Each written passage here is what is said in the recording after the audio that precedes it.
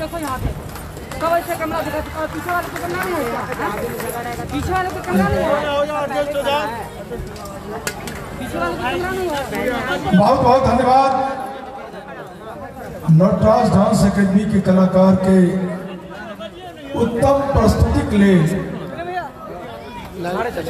प्रतिवर्ष हमरा लोग नटराज डांस एकेडमी सृष्टि फाउंडेशन के आकर्षक मनोहारी नैनाभिराम नृत्य मंच पर प्रस्तुत करवे छे। बड़ा सुंदर आकर्षक कार्यक्रम होय छे। अतिथि लोग मंच पर होता से पूर्व गेला है महाकवि के अर्पण करवाक लेल हम दोसर एक बहुत छोट बच्ची अदिति मिश्रा के मंच पर आमंत्रण दे रहा छे। शिव तांडव स्त्रोत पर आधारित नृत्य रकम अदिति मिश्रा, बहुत छोट बच्ची। आओ अदिति आओ। नमस्कार, दरभंगा समाचार में आपका स्वागत है। मैं आपको रिपोर्ट दिखा रहा हूँ, ग्राउंड रिपोर्ट दिखा रहा हूँ। MLSM कॉलेज से विद्यापति समारोह चला है, लगा 3 दिन ये समारोह चलता है और आज इसका तीसरा दिन है, जहाँ से मैं आपको सीधा प्रसारण दिखा रहा हूँ, पल पल की रिपोर्ट। अब आप देखते रहिए, दरभंगा समाचार से जुड़े रहिए। धन्यवाद।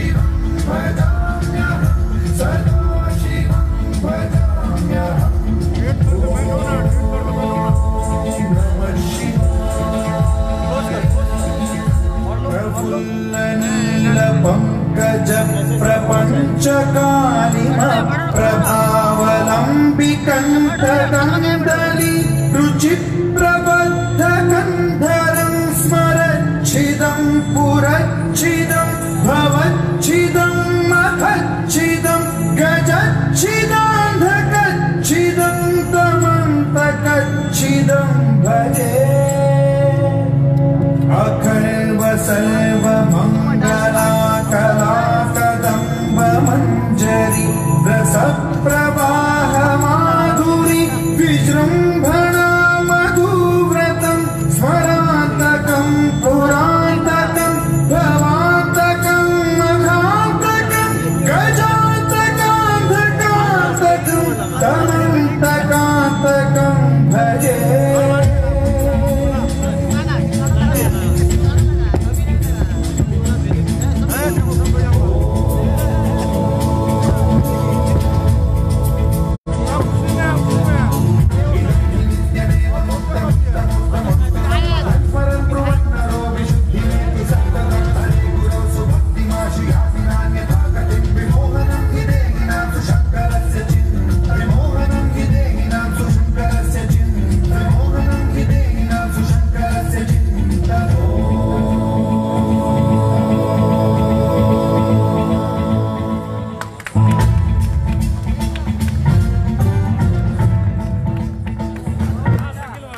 आओ मारो अदिति मारो आओ।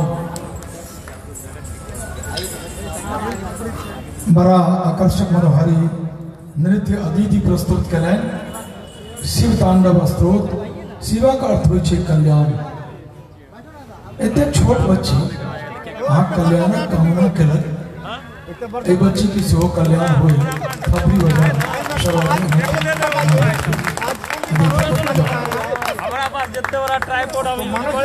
गीतम वाद्यम नृत्यम च त्रयो संगीत मुच्यते।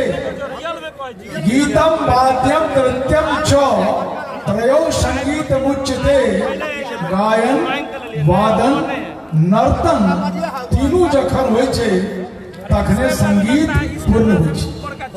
आज संगीतक कार्यक्रम तैमे गायन वादन नर्तन तीनों कार्यक्रम छे। दूटा नृत्य अपने देखल। तेसर नृत्य दरभंगा सुपरिचित नृत्य संस्थान श्री पाठक के निर्देशन में सृष्टि फाउंडेशन के मंच पर आमंत्रित कर रहे जो समारोह मैं आपको बताते चलूं, ये 48वां त्रिदिवसीय मिथिला विभूति पर्व समारोह है जो MLSM कॉलेज के प्रांगण में चल रहा है। आज तीसरे दिन का अंतिम दिन है जहां सांस्कृतिक कार्यक्रम चलाया जा रहा है। और मैं आपको ये भी बताता चलूं, आज पूरी रात ये चलता रहेगा और दरभंगा समाचार से आप जुड़े रहे। सीधा प्रसारण मैं आपको दिखा रहा हूं MLSM कॉलेज के प्रांगण से। और हमारे सहयोगी संजय जी हमारे साथ हैं जो इस पर थोड़ी रोशनी डालेंगे, प्रकाश डालेंगे। इस 48वां त्रिदिवसीय मिथिला विभूति पर्व समारोह 48 साल पहले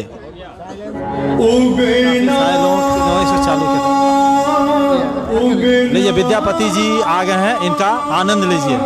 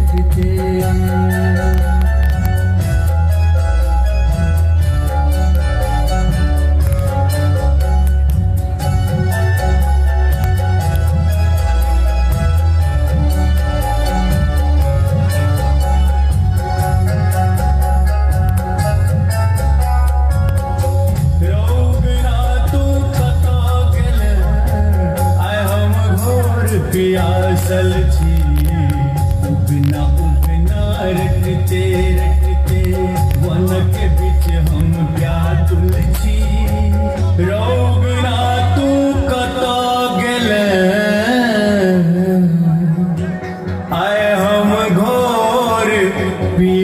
असल छी वाह बहुत अच्छा हमारे जखन नृत्य देख रहा छलौं सृष्टि फाउंडेशन के एहि नृत्य के जे गीत देने छथि या जिनकर गीत पर आधारित नृत्य अछि वो छथि उदय नारायण जी, फिल्मी जगत के गायक उदय नारायण जी। उदित नारायणक नाम अपने जनै छियै, तिनके अनुज उदय नारायण जी आई आयल छथि। कनि काल बाद हमरा लोकनि उदय नारायण जी सँ सुनब। और नटराज डांस एकेडमी के दोसर खंडक प्रस्तुति श्री जयप्रकाश पाठक, क्षमा करब, सृष्टि फाउंडेशन के दोसर खंडक कार्यक्रम झिझिया छठ मिथिला के लोक संस्कृति पर आधारित जे पाबनि त्योहार ताहि पर आधारित दूटा छोट छोट लोक नृत्य एके संग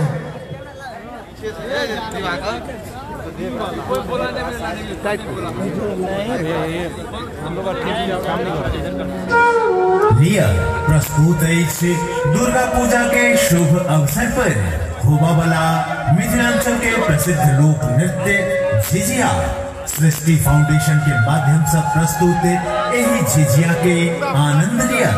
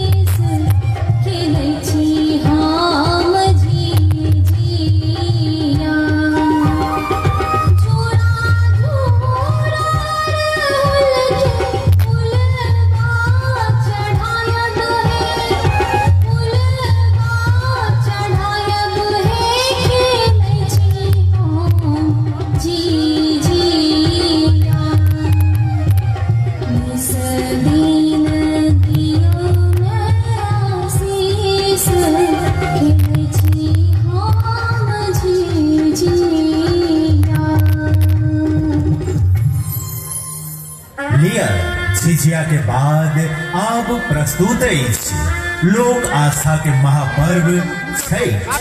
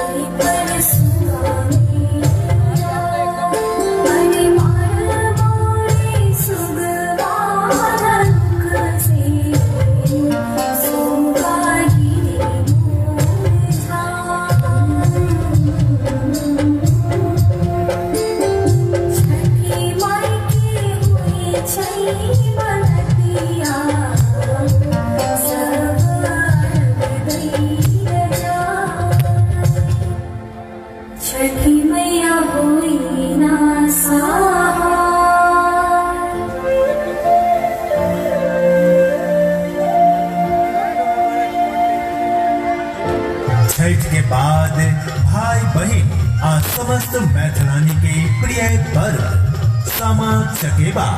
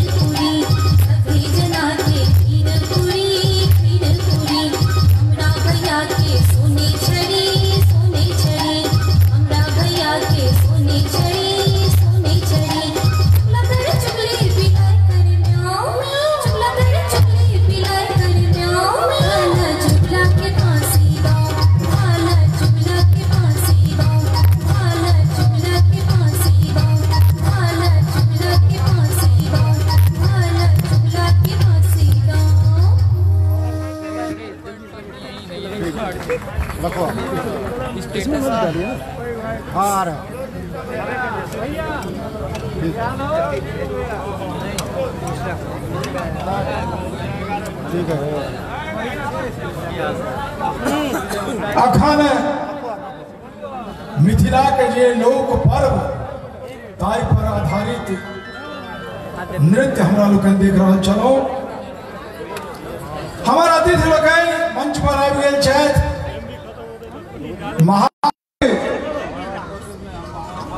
मूर्ति पर आचार्य सुमन जी की मूर्ति पर माल्यार्पण कऽ मंचस्थ हो गेल छथि। अखन छठ पर आधारित नृत्य प्रस्तुत कयल गेल। हमरा बुझाइए जे हमर माननीय सांसद गोपाल जी ठाकुर सबसँ संवेदनशील भेलता कतेक वर्ष सँ ई पानि में अति पर्यंत ठाढ़ होइ छथि। यह छै आस्था और यह छै सूर्य भगवान के आ छठी मैया की कृपा। आओ हम जे आजू कार्यक्रम मादे कही 3 दिन कार्यक्रम पहिल दिन छल उद्घाटन, श्रद्धांजलि, उद्बोधन और प्रतिवर्ष हमरा लोकनि मिथिला में ऊत से सम्मानित करे छे जिनका लोकनि के विविध विधान क्षेत्र में अमूल्य अवदान रहे छे जिनका लोकनि के सम्मानित करिए। और जहिया से समारोह भ रहा है अर्पण नामक स्मारिका प्रकाशित होइत अछि तकर लोकार्पण भेल। विद्यापति संगीतक कार्यक्रम काल्हि छल। देशक अनुपम मंच पर विराट कवि सम्मेलन सांस्कृतिक कार्यक्रम IH रंगारंग सांस्कृतिक कार्यक्रम हमारा मंच पर आबि गेल छथि माननीय सांसद श्री गोपाल जी ठाकुर, माननीय सांसद डॉक्टर अशोक कुमार यादव, माननीय विधायक डॉक्टर अजय कुमार चौधरी जी, माननीय विधायक डॉक्टर मुरारी मोहन झा, माननीय विधायक श्री मिश्री लाल यादव जी, माननीय विधान पार्षद बिहार सरकार पूर्व मंत्री डॉक्टर मदन मोहन झा जी। हम चाहब जे एहि मास्कक कारण अपने लोग चेहरा नहीं देखने हेबे, हम कह दिलों थपड़ी बजा 100 गोटे स्वागत है। सारे गणमान्य व्यक्तियों का नाम आपने सुन लिया और मैं आपको बस इतना बताते चलूं कि मंच का जो संचालन कर रहे हैं कमलाकांत झा कर रहे हैं, जिन्होंने सारे अतिथिगण का परिचय कराया जो मंच पर विराजमान है। और आप देख सकते हैं कि बैजनाथ ठाकुर भी हैं, बैजनाथ चौधरी भी हैं, ये स्टेज पे सीधा खड़े हुए हैं और सारे गणमान्य व्यक्ति स्टेज पर बैठे हुए हैं। सांस्कृतिक कार्यक्रम फिर शुरू हो रहा है, आरंभ हो रहा है। अहाँ सब आनंद लिया, हमरा से जरूर शेयर करूँ, दरभंगा समाचार के देखते शेयर कर सके छी शेयर करूँ आ मिथिला के महापर्व के आनंद उठाओ। धन्यवाद।